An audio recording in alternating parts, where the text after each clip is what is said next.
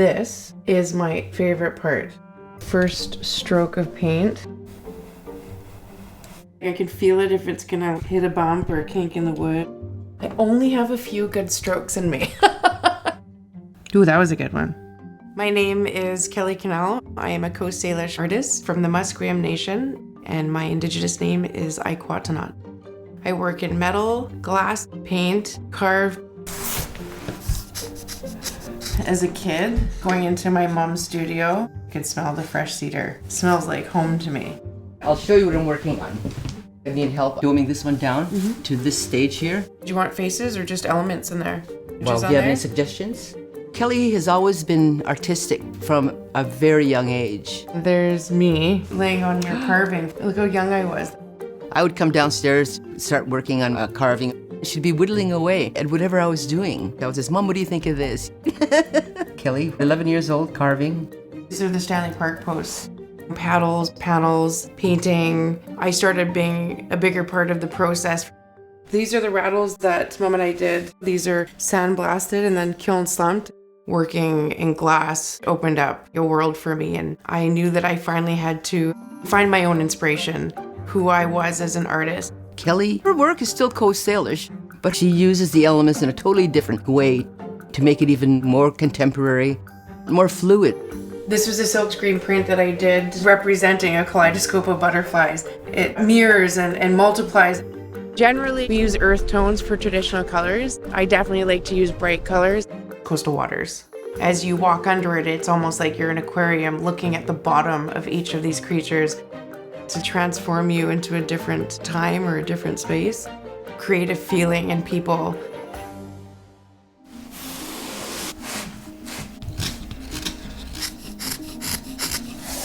The feeling that you get when you're creating it. It is my peaceful time on my own that I really like to reflect.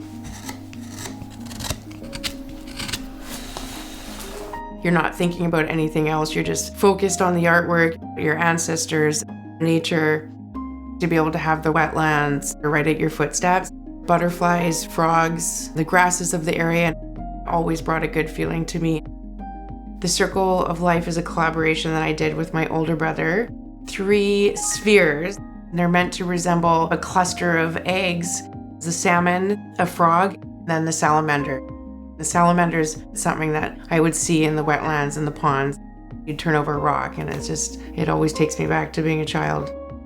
My work focuses mostly on the environment, sharing it with everybody, making sure that the next generation's taking care of it. This is a place where you would always hear frogs singing as a child growing up. Reawakening, light shroud space throughout the park. Several frog faces that wrap around the pole, hidden within their environment. Reminder of the space that we're standing in. What thrived here once before. Reflection. A dewdrop with a 14-foot butterfly. You can see the head of a hawk is a species that used to be prominent in the area. Having a mirror so you can see your reflection and also be a part of the story. Bird's eye view. 4 different birds that are all significant to the Musqueam culture. The first kind of light installation that I had done, that was a really exciting project. This is meant to be a wayfinder, the marker to find your place.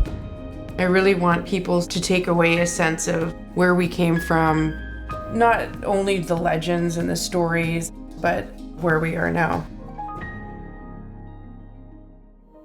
This is the first print that I did in high school. It's an elder ancestor embracing and teaching the children, giving them the gift of their teachings. I don't think I really understood what my mother was doing to revive Coast Salish art. All these ones are mums. They have these really unique designs on them. Each layer tells a story of generations or marriages. Coast Salish art was never meant to hang on walls. They weren't decorative pieces, they were recording history. And I think that's been really important for me to carry on. This is one of the collaborative pieces that we did for the city of Vancouver, storm sewer covers. 4 frogs called Transformation. I walk over them with my kids. Yeah. It's always a proud moment. Jada and Micah, they both love creating. I was happy to bring Jada on with the first large-scale exterior mural that I had done. She was a lot of help. Kelly is carrying it Coast Salish art and culture further into the future. She's going to take it even further, and I'm very proud of her.